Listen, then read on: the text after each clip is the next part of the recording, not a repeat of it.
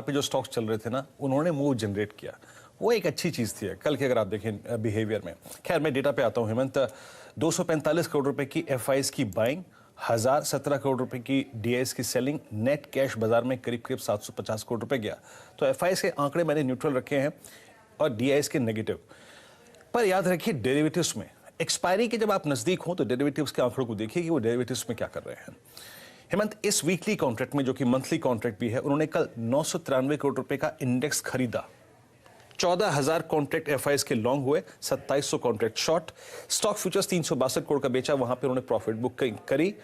और याद रखिए इंडेक्स ऑप्शन से सही रिफ्लेक्शन मिलेगा कि वो क्या करना चाहते हैं। इंडेक्स ऑप्शन में हेमंत उन्होंने 568 करोड़ रुपए की सेलिंग करी। अब सुनिए क्या किया, 15,000 कॉल लॉन्ग, अच्छी बात है, लेकिन इसके अगेंस्ट करीब 11,000 कॉल शॉर्ट। यानी शॉर्ट कौन सी हुई है बताऊंगा मैं आपको, यानी तेजी, और तेजी के बाद एक ब्रेक और एक कंसोलिडेशन का जोन खुलेगा। लेकिन अच्छी चीज यह है कि पुट शॉर्ट की है उन्होंने 16,000, तो जो कल शॉर्ट पुट की है उन्होंने वो आपका बेस होना चाहिए। निफ्टी का चार्ट लेके आइए। याद रखिए पहले यानी कल यानी परसों हमारी अप्रोच क्या थी, जब जब निफ्टी मिले डिप पे बाय कीजिए। 11,110 11,120 वो एक लेवल था जो थ्रस्ट जनरेट कर रहा था, उसने वो थ्रस्ट जनरेट किया, तो हमने कल 250 को पार कर लिया हेमंत। तो वो बाय की अप्रोच, और प्लस मैंने कहा था कि 250 जैसे ही कटे तो एक ऑप्शन ले लीजिए, या तो 250 का या फिर 300 का, उस ऑप्शन को होल्ड करिए। पहली बात तो ये है 341 350 एक हालिया पॉइंट है जहां पे निफ्टी को रेजिस्टेंस मिलेगा, लेकिन याद रखिए उसके बाद एक क्लस्टर जो खुलता है वो है 404 और 442। क्यों? क्योंकि कल के बाजार में कोई कॉल राइटर नहीं था, अब सिर्फ 11,500 की स्ट्राइक पे बड़ा ओआई खड़ा है। तो जब रेजिस्टेंस ऊपर ना हो काफी दूर तक, लेकिन आपको मालूम है कि मेरा बेस क्या है, तो याद रखिए बेस है हेमंत 11,200 11,190। इस रेंज में एक स्टॉप लॉस लगाइए। अगर आप कंफर्टेबल नहीं है तो थोड़ा ऊपर भी ला सकते हैं एज पर योर पॉकेट, लेकिन बेस ये रहेगा, यहां तक का डिप भी आप बाय करिए और ऊपर 404 440 पे मेरी नजर रहेगी। बैंक निफ्टी, याद रखिए बैंक निफ्टी के लिए आज का सेशन बड़ा क्रिटिकल है। कल इसने 50 डेमा से थ्रस्ट जनरेट किया ऊपर आने के लिए। आज के लिए याद रखिए 3-4 पॉइंट्स बहुत महत्वपूर्ण है, और मैं कहूंगा आपसे कि आज बैंक निफ्टी को क्लस्टर्स में अप्रोच कीजिएगा। कल 22,105 पे क्लोज हुआ, याद रखिए ऊपर 22,290 और 320। क्या है ये है 10 डेमा और ये है 100 डेमा। नीचे 22,410 और 22,500, और नीचे 21,800 21,600 आपका बेस है। बाय बाय डिप्स हेमंत, लेकिन जिसे कहते हैं ना बुधवार का सेशन, अच्छा सेशन, अच्छा हो सकता है। वो कब होगा? वो होगा 22,500 के ऊपर, क्योंकि वहीं पर सबसे बड़ा कॉल राइटर है। उसके पार होने पर हेमंत आपकी मार्केट पे अप्रोच क्या हो गया आज? देखिए हम लोग मार्च की गिरावट से कह रहे थे ये मौका है, मौका, तो मौके को आप छोड़िए मत, और आज भी देखिए मौका है, और परसों भी जब गिरावट हुई तो मौका ही था।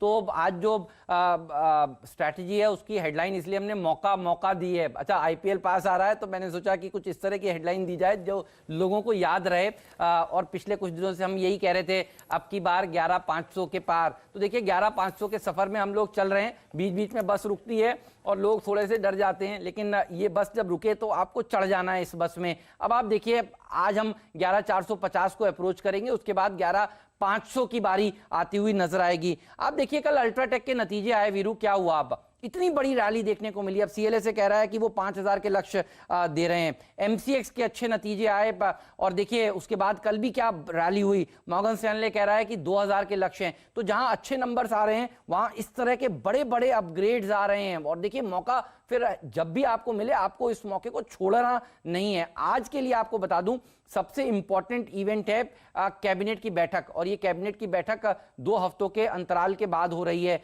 तो जाहिर सी बात है बहुत अच्छा रिफॉर्म्स के ऊपर सरकार आगे बढ़ेगी। ये होप जो है देखिए मार्केट को आगे लेकर जाएगी। तो सुबह सुबह 10:30 बजे के आसपास ये कैबिनेट की बैठक आज शुरू हो जाएगी। उसके बाद आज देर शाम देखिए पीएम मोदी साहब जो हैं वो एफएम जो है वो बैंकर्स के साथ देखिए मुलाकात कर रही हैं, और इन बैंकर्स की बैठक से पहले एफएम का जो स्टेटमेंट है देखिए वो बहुत ही बढ़िया है। एफएम कह रही हैं कल कि वो इंडस्ट्री की बात सुनेंगी और अगर जरूरत पड़ेगी तो और मदद करेंगी। देखिए ये स्टेटमेंट अपने आप में बताता है कि सरकार जो है वो ओपन है। और इससे पहले चीफ इकोनॉमिक एडवाइजर का बयान आपने सुना ही था, वो ये कह रहे थे जैसे ही कोरोना का मार थोड़ी कम होगी उसके बाद वो एक बड़ा राहत पैकेज भी दे सकते हैं। इसके संकेत भी देखिए उन्होंने दिए थे। तो यहां पर अभी देखिए सरकार की तरफ से कुछ और अच्छी खबरों की आपको उम्मीद जरूर रखनी चाहिए। और अब हम अनलॉक 3.0 में प्रवेश कर रहे हैं। तो अनलॉक 2.0 में देखिए हम 11,300 350 तक आ गए, तो अनलॉक 3.0 में हम क्यों नहीं 11,500 के पार जाएंगे, ये आपको खुद से क्वेश्चन करना चाहिए। क्योंकि देखिए मोर्टेलिटी रेट दुनिया में सबसे कम भारत का है। दिल्ली के सीएम कह रहे हैं कि अब होटल्स में मरीज ही नहीं है, इवन हॉस्पिटल्स में 82% कैपेसिटी खाली है। तो होटल्स को वो अब अनलॉक करने जा रहे हैं। तो इससे बढ़िया संकेत हो नहीं सकते वीरू। और देखिए सब लोग बड़े बड़े हेडलाइन चला रहे थे, आपको याद है, बड़ी बड़ी हेडलाइन बम्पर चला रहे थे और डरा रहे थे मार्च के लोज में जब कोरोना शुरुआत में आया था। लेकिन देखिए अब कोई नहीं बता रहा कि मुंबई में 100 दिन में सबसे कम मरीज जुड़े हैं, 1000 से कम अब देखिए मरीज जुड़ते हुए नजर आ रहे हैं। तो अब पॉजिटिव्स के ऊपर फोकस करिए। और सबसे अच्छी बात यह है कि कई लोगों की शरीर के अंदर ही एंटीबॉडीज बन चुकी हैं। अब लोग ये जांच करके कोशिश कर रहे हैं पता लगाने की किसके शरीर में एंटीबॉडीज हैं, ताकि वो अपने दुकान को खोल सके, ताकि वो अपने काम पर जांच सके। तो ये बहुत सारे पॉजिटिव्स हैं। सरकार रक्षा के फ्रंट पर देखिए बढ़िया काम कर ही रही है। रफाल हमारे पास आ रहा है, तो सेंटीमेंट देखिए बहुत ही ज्यादा पॉजिटिव है। और इसीलिए ये ऊपर वाले हिस्से पर नजर रखिएगा।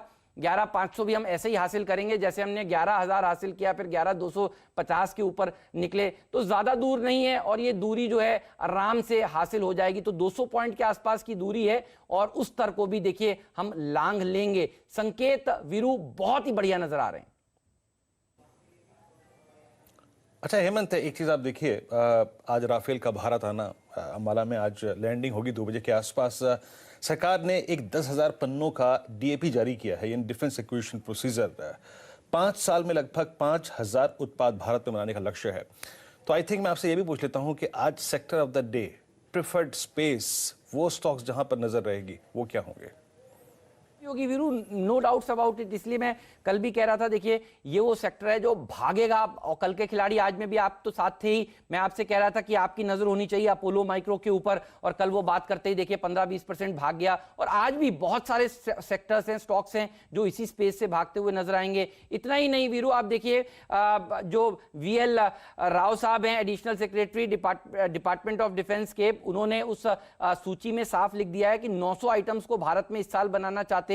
इससे पहले नेगेटिव लिस्ट देखिए बन गई थी। यानी 20 मई के आसपास, 16 मई के आसपास सरकार ने देखिए जो ऐलान किया था कि कॉर्पोरेटाइजेशन करने जा रहे हैं वो डिफेंस का, ये सब बहुत तेजी से देखिए आगे बढ़ रहा है। जो उन्होंने अनाउंस किया था कि 49% से एफडीआई सीमा 74% कर रहे हैं, देखिए तेजी से काम उसके ऊपर चल रहा है। तो मेक इन इंडिया की थीम को अगर बढ़ावा देना है तो देखिए फिर ये सब करना होगा। और यहां पर मुझे लगता है कि बहुत बड़े मौके अभी भी बाकी हैं। कुछ और अच्छी खबरें भी आने की एक्सपेक्टेशंस बाजार लगाए हुए, इसलिए मुझे लगता है ये वो सेक्टर है जो फोकस में इसलिए भी होगा क्योंकि रफाल देखिए आज दोपहर में आएगा। सारा जो मीडिया है वो रफाल के कवरेज में लगा रहेगा सारा दिन। तो सेकंड हाफ में मुझे लगता है ये शेयर और अच्छा प्रदर्शन दिखाएंगे। तो खुलेंगे तो गैप अप से, लेकिन गैप अप क्यों सस्टेन होगा? क्योंकि ये जो इवेंट है अंबाला में आने वाला रफाल का इवेंट, ये सेकंड हाफ में आता हुआ नजर आएगा। तो ये बढ़िया प्रदर्शन दिखाएंगे और बहुत लंबी सूची है जिस पर हम विस्तार से आगे बात करेंगे। लेकिन ये